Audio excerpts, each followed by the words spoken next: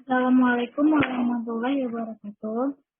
Kami dari kelompok 3 akan mendiskusikan tentang jurnal yang telah diberikan oleh Bapak Budi pada tanggal 23 Desember, yaitu tentang siklus migrasi awan di Pulau Sumatera. Kita langsung ke bagian perkenalkan. Sebelumnya saya akan memperkenalkan anggota kelompok kami, yaitu ada Dito Harlif, Mega Putri, Inka Oktalia, dan saya sendiri, Nagatina. Selanjutnya kita akan langsung ke bagian 3, yaitu siklus harian diamati pada bulan November 2001. 3.1 Migrasi sistem awan. Gambar 2 menunjukkan penampang lintang waktu bujur T dari data GMS IR1 di atas khatulistiwa dan angin zona rata-rata dari 2 sampai 4 km menggunakan data Rawin Onde di Kota Tabang pada November 2001.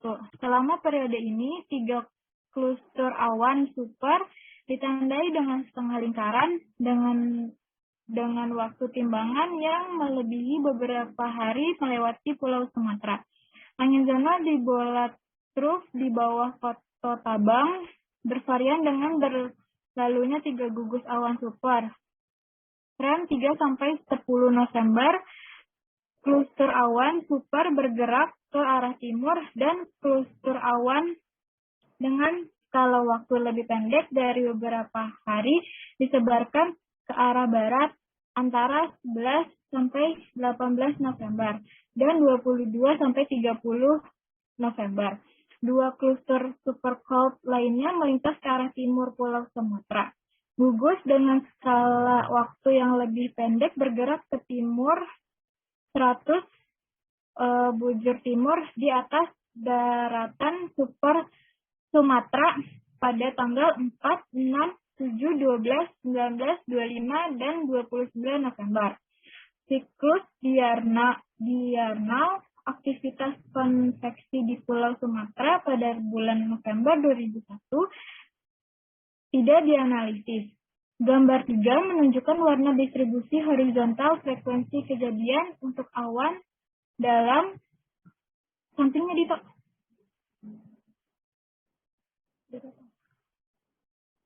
sistem pada bulan November 2001.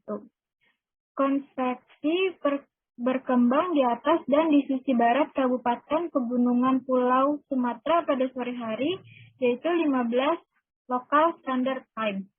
Sistem the cold terkonsentrasi pada sore hari, yaitu 18 Local Standard Time di atas Pulau Sumatera bagian barat. Pada malam hari 21.00 dan 03 Local Standard Time. Sistem awan terbelah dan bermigrasi ke arah barat dan timur. Pada pagi hari 06 dari 09 Local Standard Time. Sistem berada di kedua garis pantai Pulau Sumatera. Ditemukan bahwa siklus diurnal migrasi sistem awan terjadi secara sistematis di Pulau Sumatera. Karena gambar 3 menunjukkan perhitungan selama 1 bulan, migrasi sistem cold aktual pada setiap hari mungkin 2 arah berlawanan atau dalam 1 arah, seperti pada gambar 2. Perbedaan regional migrasi sistem awan dengan siklus diurnal di Pulau Sumatera diperiksa.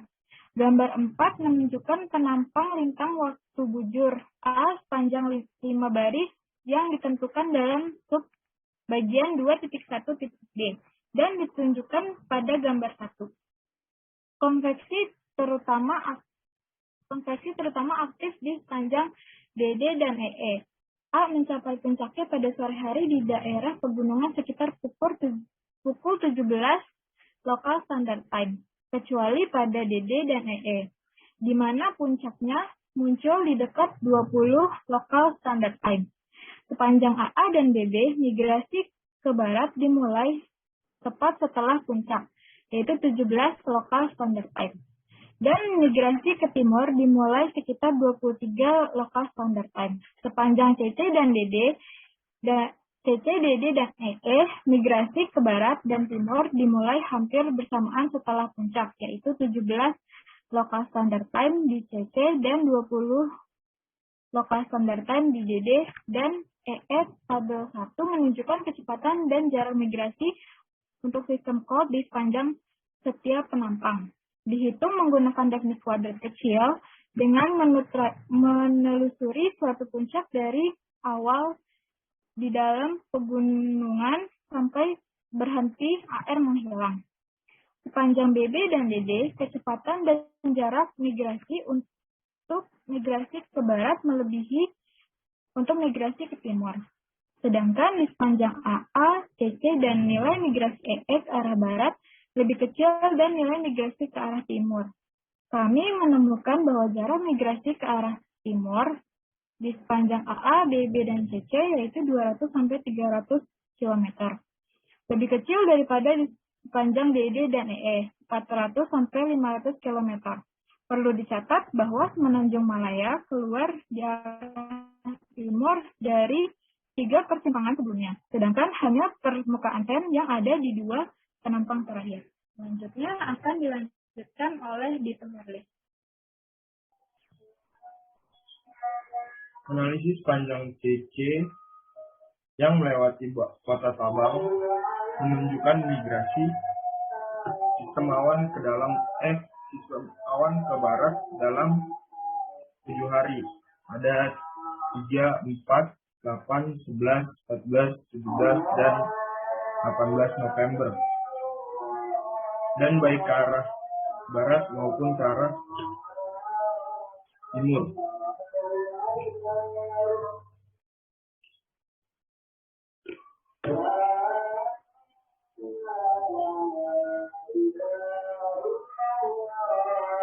Migrasi pada 7 hari yaitu 5, 6, 12, 13, 19, 22, dan 25 November. Demikian pula di sepanjang DD dekat Jambi, migrasi ke barat terjadi pada 14 hari. Ada 2, 3, 5, 8, 12, 13, 14, 15, 19, 17, 24, 27, 28, dan 29 November.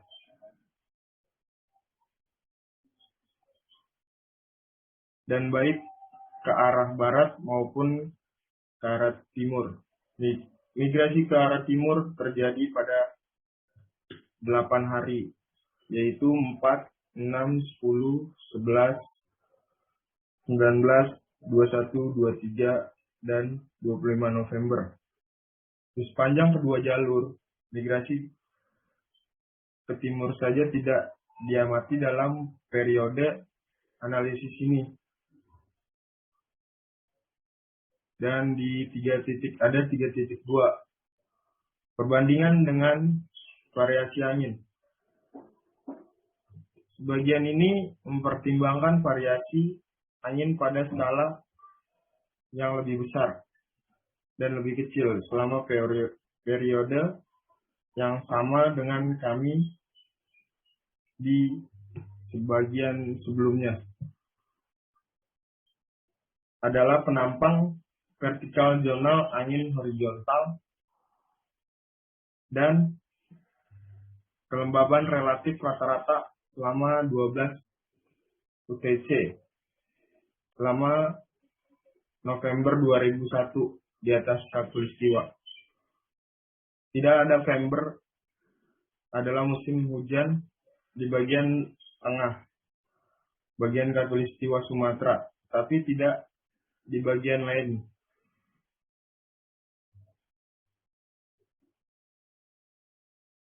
Kita bisa lihat dari gambar 2, ada penampang lintang waktu bujur timur di khatulistiwa. Panel kiri berdasarkan data GMS IR1 dengan resolusi spasial 0,5 kali 0,5 dan angin zonal yang direfrasir untuk ketinggian 2-4 km. Panel kanan dari tanggal Rawin Sonde di Kota Tabang pada bulan November 2001, garis vertikal padat di panel kiri menunjukkan 100E. Sesuai dengan lokasi di garis khatulistiwa, pegunungan tengah Sumatera 3,5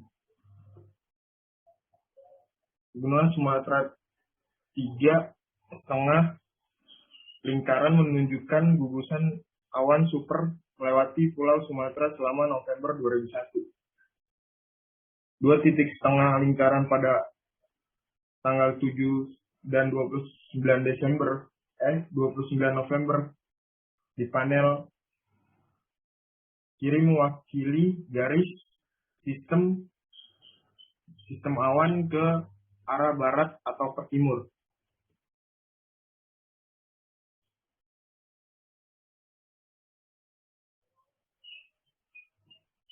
Selanjutnya, Pulau Island.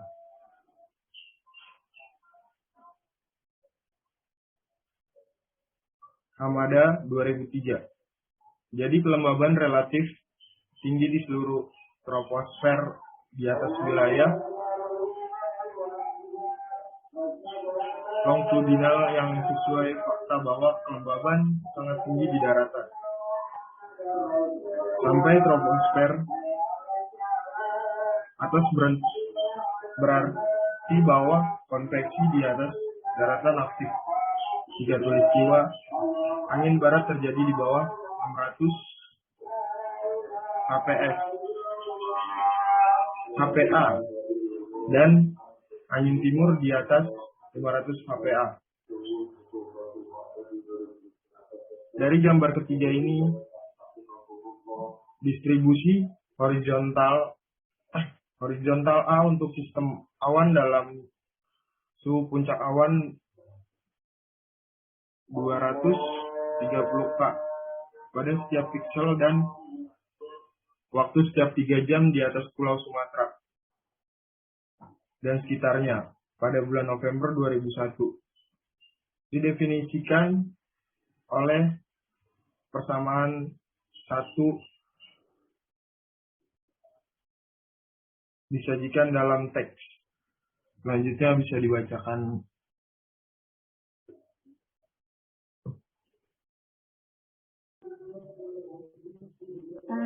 Di sini ada gambar 4 yang dimana penampang lintang waktu bujur lokal A untuk sistem awan dalam suhu puncak awan 230 Kelvin pada setiap piksel panjang 5 irisan dari AA hingga EE yang ditunjukkan pada gambar 1 selama November 2001.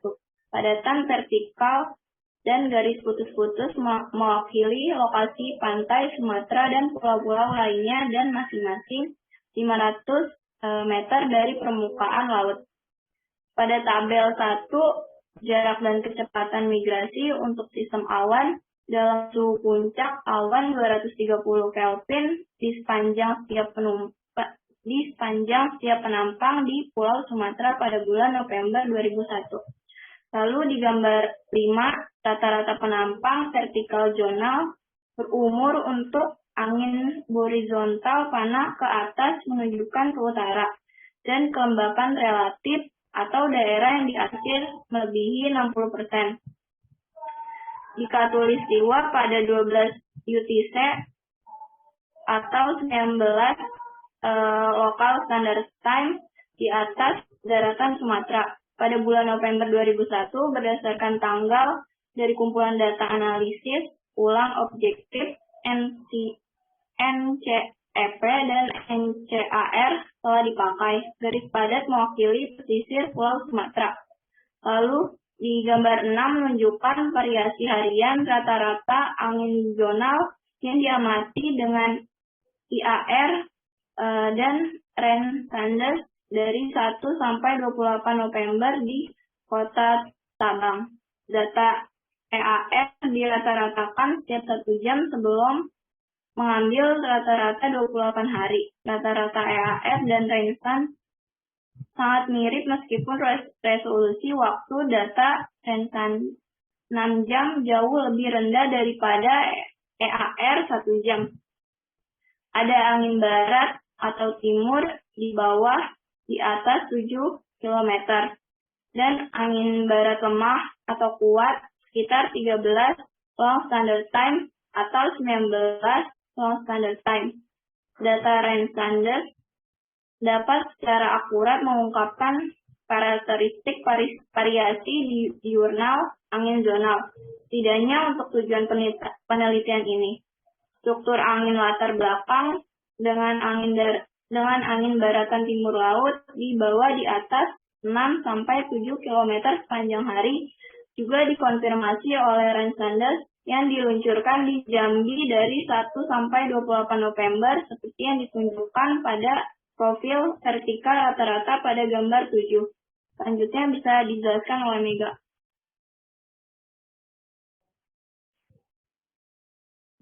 Hubungan antara sistem awan, pas Hg, dan arah angin diselidiki dengan menganalisis rata-rata angin secara terpisah.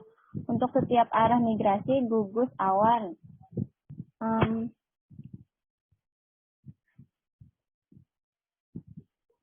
ditemukan seperti yang dijelaskan pada subbagian sebelumnya. Hari dengan data Rain Sonde yang hilang atau dihilangkan. Yang kita tahu Rain Sonde itu adalah gabungan antara radio sonde dan rawin, yaitu rawin yang menggunakan radar atau radio teodolit untuk memperoleh data angin udara di atas. Seperti ditunjukkan pada gambar 7, untuk kasus sistem awan yang bermigrasi ke barat, anomali angin zonal menjadi rendah, yaitu 4,0 km di Kota Tabang, berlawanan Sigus pada 10 sampai 12 km di mana suhu mendekati nilai ambang batas yaitu 230 Kelvin pada 0030, 0630, dan 1830 LST.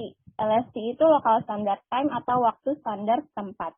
Arah angin seperti itu pada 0030 dan 1830 konsisten dengan konvergensi troposfer bawah dan divergensi troposfer atas dalam sistem awan yang bermigrasi ke barat. Sebaliknya, hubungan yang jelas antara arah angin dan posisi awan tidak diamati di sisi timur Kota Tabang, Jambi. Struktur serupa ditemukan di stasiun But untuk cuaca migrasi ke barat dan timur atau seperti pada gambar 6, ini penampang melintang waktu vertikal sampai lokal dan variasi harian rata-rata angin zonal pada bulan November 2001. Diamati dengan yang pertama itu A, IR atau Equator Atmosphere Radar atau radar yang berada di atmosfer, dan yang B, Rain Sondes di Kota Tabang. A itu adalah garis putus-putus, mewakili ketinggian di Kota Tabang yaitu 865 meter MSL atau mean sea level atau muka air laut. Lalu ada gambar 7, penampang melintang waktu vertikal lokal dan anomali angin zona untuk kasus ketika sistem awan bermigrasi panel ke barat atau kiri dan profil vertikal rata-rata angin zonal atau panel kanan di Kota Tabang atau panel atas dan Jambi atau panel bawah. Pada bulan November 2001, kontur kerval di panel kiri adalah 1 ME dan garis putus-putus menunjukkan angin timur. Profil menunjukkan angin zonal atau garis padat rata-rata untuk hari migrasi sistem awan ke arah barat dan angin zonal rata-rata bulanan atau garis putus-putus.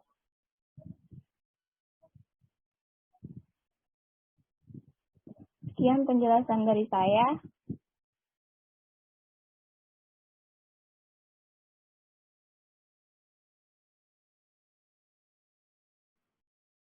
mungkin sekian dari penjelasan dari kelompok 3. Kurang lebihnya mohon maaf. Wassalamualaikum warahmatullahi wabarakatuh.